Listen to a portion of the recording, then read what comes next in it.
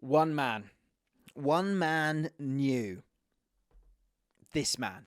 We'll get into that, but we've got to talk about this man first. Alisson Becker, outrageous stuff from a guy who is an absolute icon at Liverpool at this stage. And when you are a good team, you're going to have moments of struggle. And when you're going to have moments of struggle, you need to be able to lean on your goalkeeper. And this Liverpool team can absolutely lean on its goalkeeper. Have a look at these stats.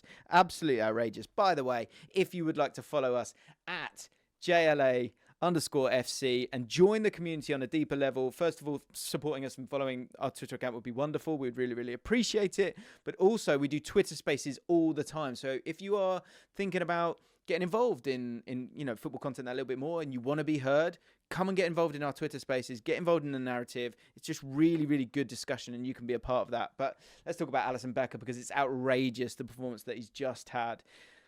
27 shots faced, the most that Liverpool have faced this season. And that's what I mean. It's been a kind of overall quite a quiet season for Alisson Becker because of the change in style, because there's a team that is capable of defending deep and suffering. 9 saves, that's more than he's ever done in his entire career. And some outrageous saves along the way. Accurate long passes, including, obviously, the big one at the end. Goals prevented 1.43 and clean sheets 1. What we're going to do in this video is we're going to talk about how great PSG were, because I think Liverpool fans, you can deal with that kind of conversation. PSG were fantastic. It's funny because we've been working on this sort of big video on the James Lawrence Allcott channel. This is, of course, more James Allcott with me, more.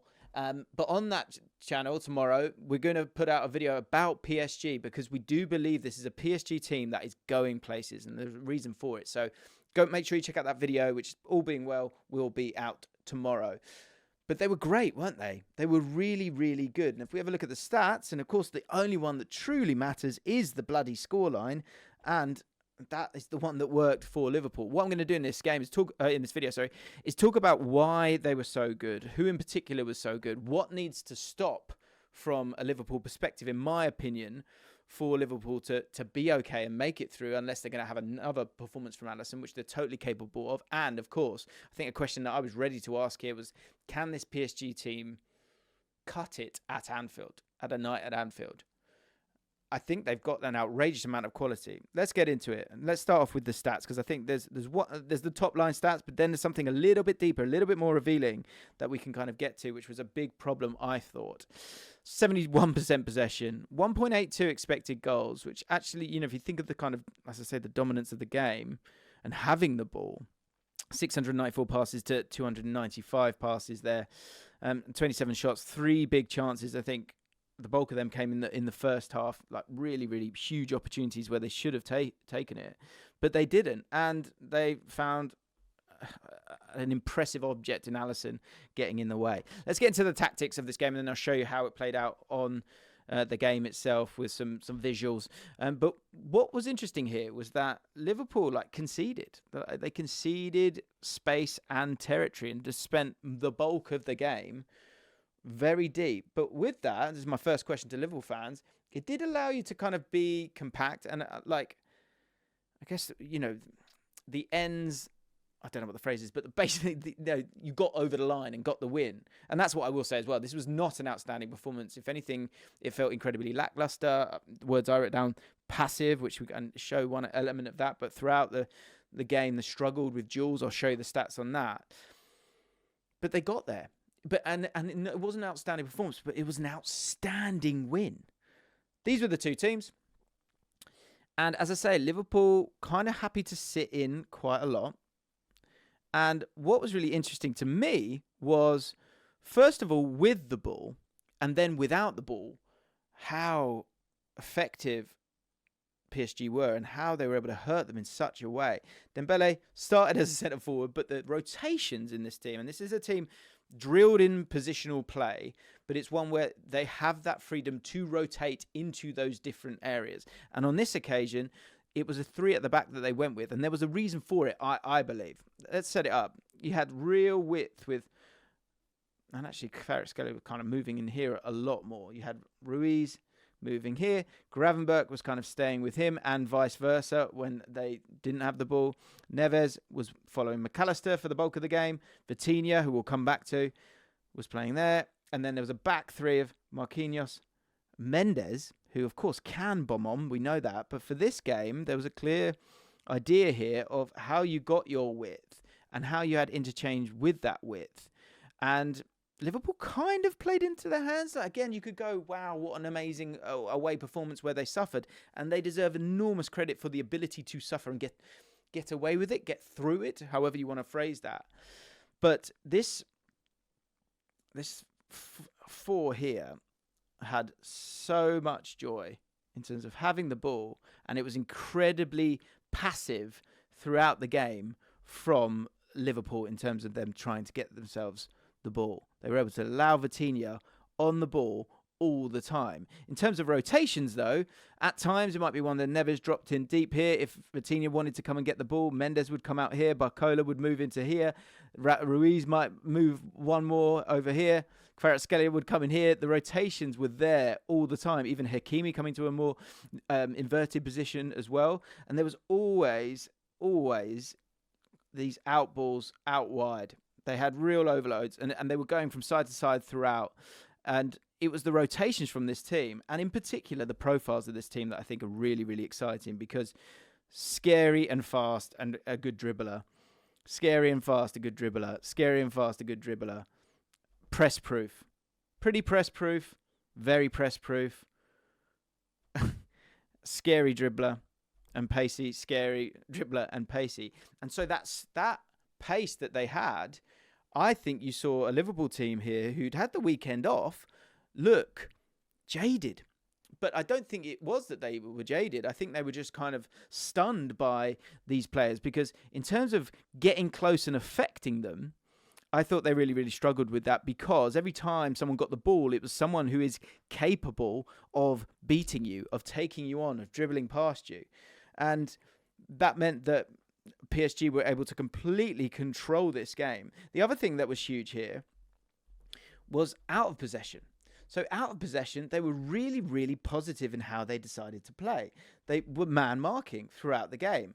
And so Dembele was on this side, Kvaratskhelia. This is without the ball now. Let's get Becker with the ball. And they were really, really struggling to get out of this press throughout the game. And because of that, it meant that, let's get everyone in here. Marquinhos really got tight with Jota or Diaz, whoever that would be. Hakimi up with Robertson here. Really, really pressed them in. And in this scenario, with that high press, they weren't afraid of that ball over the top. And in terms of the sort of pairings, no one really wanted to get on the ball here. The back two didn't want to. They didn't want to. McAllister and Ruiz followed each other the whole night. Vitinha was ready to get onto Szoboszlai, who might win a flick on, but if he does, you've got Pacho to come in and deal with that. And the crucial one for me were these two, Salah and Mendes. And we'll come back to that, because that was absolutely huge. And Salah went off, of course, but for a good reason. And Núñez as well was a huge part of this, of course, for the goal. But Salah really, really struggled to help the team in this one. Of course, he's been outstanding. I'm not having a go at him, but every game's different. And that sort of profiles of these two. Mendes, look, if you're going to try and play that ball over the top and run in behind, Mendes has got that absolutely covered. And that's why it was really clever to play him as a bit of a back three, to stay with Salah. And then the only times he would move up and wide is when they felt really comfortable and in control of the ball. And the reason they felt really comfortable in control of the ball was because Vitinha was just had so much time. And again, I think it's one where there's just that fear to get close to him because he is so press-proof. We'll come back to that as well. Let's have a look at the stats, because I think it's really, really interesting, like how they played. So first of all, Vitinha, just to prove that point, 132 touches in this game. 132. The next highest being 100 for Hakimi, which again shows how often and how easy it was to play over to that right-hand side, Mendes on the other side. There was absolutely no pressure from Liverpool at all in this game. And that's something that we saw a little bit against Man City, but there definitely wasn't there was less of a fear factor in the game against Man City than there was in the game against Liverpool. So here's the setup that we spoke about, exactly what we're talking about here in terms of 1, 2, 3 at the back, and then Vitinha just helping, and there were moments where he would drift into this area here, and as I say, Mendes would step out here, and then there would be so many rotations when it came to this front line. Sometimes it was 5, sometimes it was even a 3-1-6 because of the amount of space that Vitinha had throughout the game. With the ball, exactly what we're saying, and we'll come back to this because this is a moment at 6 minutes 58, but there's a moment at 31, which again kind of proves the point that look at the back line here, because we'll come back to this exact point. They're a little bit deeper past that back line, and Vitinha is right here. So they're kind of ready for that long ball to deal with that, but also really positive in their press, man marking pretty much everywhere in that kind of front line and really, really getting at them. And Liverpool, they were stunned a little bit. They struggled. They were ready to dig in, and they were wary of the profiles of PSG. And you can see it here. This is the goal that was disallowed. If you look again, even here, in terms of people getting out to the ball, just a really real struggle to get the ball. And Vitinha's just having so much time throughout the game. And the comfort that they had against them, I thought was really, really shown in this moment here, because this is 45 minutes into the game. And the comfort that they had, and I think the big comfort that they had was because of no real presence from the front line. I think you had 2 players in, be it Szoboszlai and Jota, or whoever the 2 were in that middle of that front 4, and they weren't really able to win any duels. And so that meant that Vitinha was able to go and play as a centre-back at different times during the game, just to drop in. But this is, look at this here. This is 45 minutes and 133 seconds, 1 minute 33. If we carry it on, he actually ends up getting on the ball here. He ends up going on the ball here, and this is another 30-odd seconds later. Just put the arrow instead. You can see it right there. So they were so comfortable. They weren't really affected going this way because you didn't have anyone who could kind of win their duels at any point during the game. And then with the ball, they were fantastic because of the rotations that they had. Like, look at this one. So this is one where Dembele chilling out in this left half space on this occasion. We move on to the next one. Let's see where he is now. He's still on this side, but you've got Kvaratskhelia getting involved, and Fabian Ruiz is now the centre forward. João Neves was a constant menace in terms of his energy, which I thought they struggled with a lot of the time. Hakimi over on this right-hand side here as well. And then, again, now this time he's over on the right half space. Forgive me, using the wrong bits here.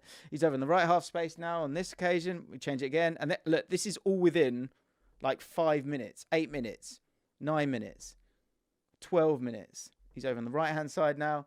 Now he's the centre forward. Now he's playing right wing. And Barcola's now the centre forward. Kvaratskhelia is now over on the left-hand side. It was absolutely fantastic, the amount of rotations that they had. But what never really changed was the shape of the team. The shape was always there for them.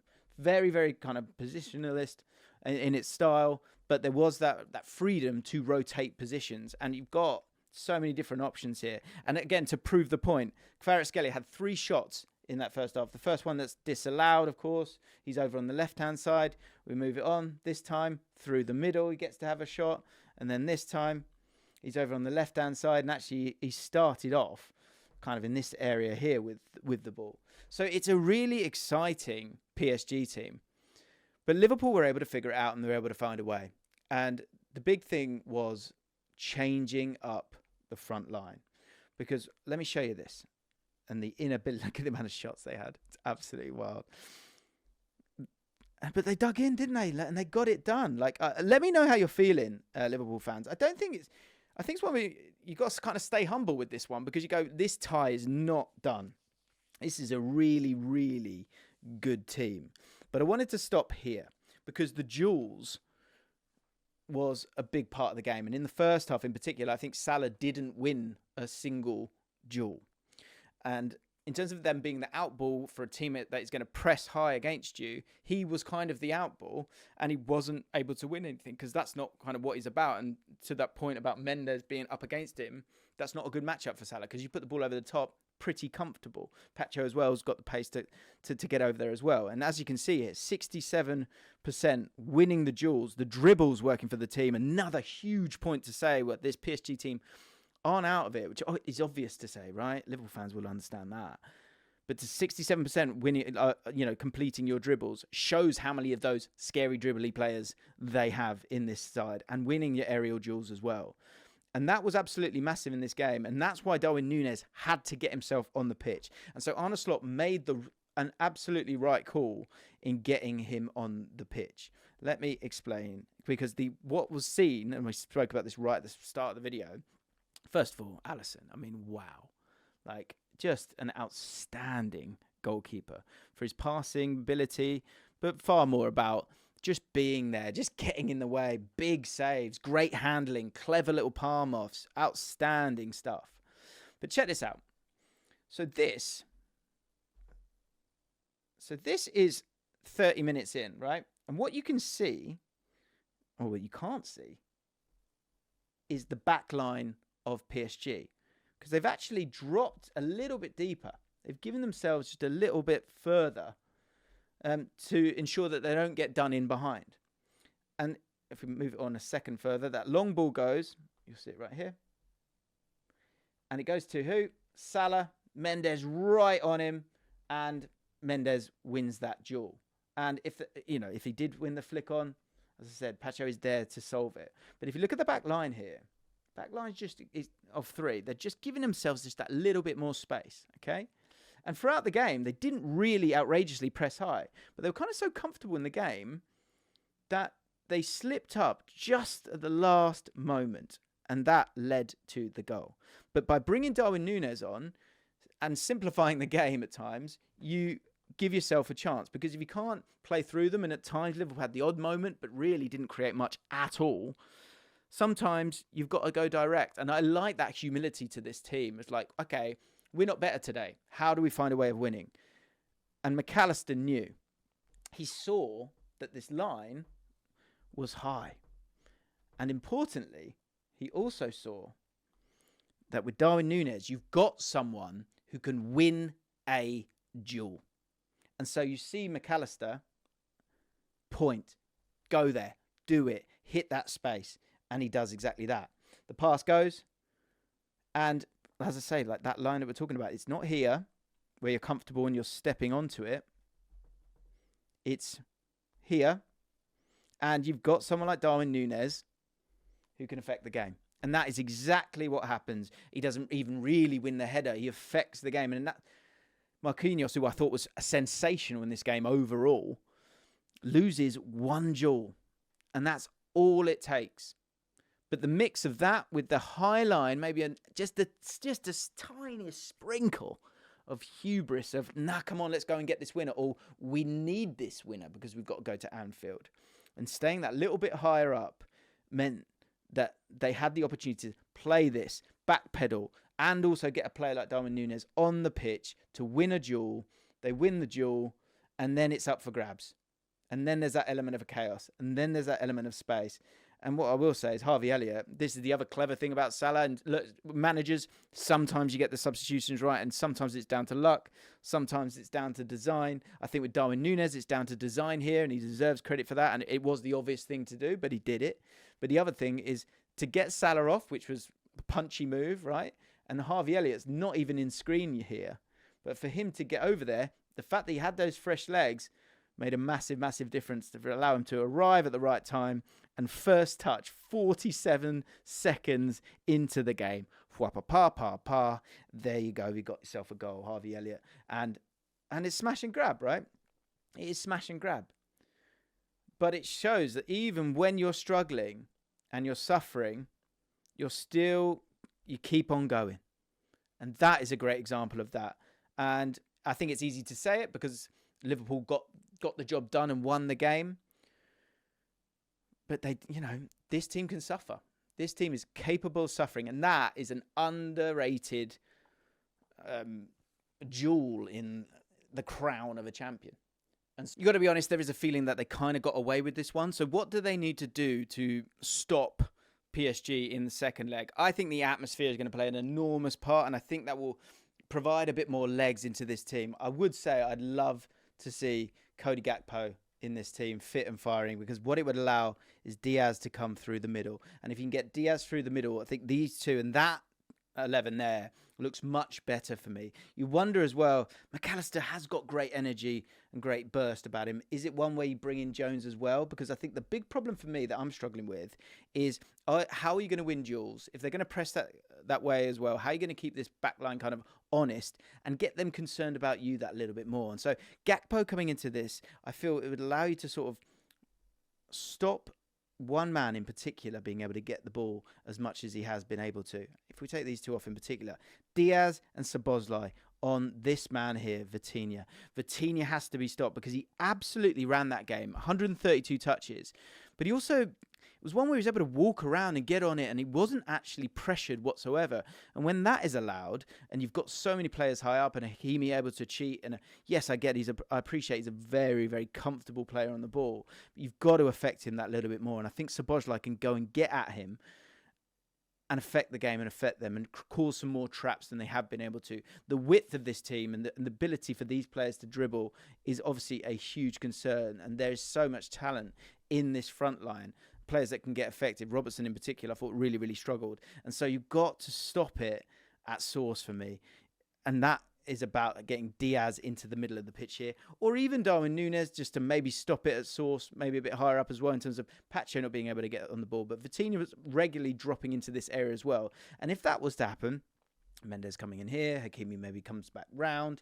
And if that does happen, Szoboszlai's got the quality to go with him. He's got the energy to go with him. So I would allow him to do that, personally. I think that's going to be a huge matchup. Vitinha absolutely controlled this game, and it allowed those exciting players, those exciting dribblers to get on the ball. That's got to stop, and it's got to stop at source for me. And when it comes to Gakpo, just to have that bit more size up top, I think would do the world of good for them. And it might just keep Hakimi back that little bit more, but it also might lead to that ability to not just have to play that ball to Salah and struggle to play the ball through, which they did struggle, but play that long ball to Gakpo as well. And for them to know that threat on either side, that might just allow it to be a 4 instead of a 3 like we have seen. And I think that would do the world of good for this Liverpool side.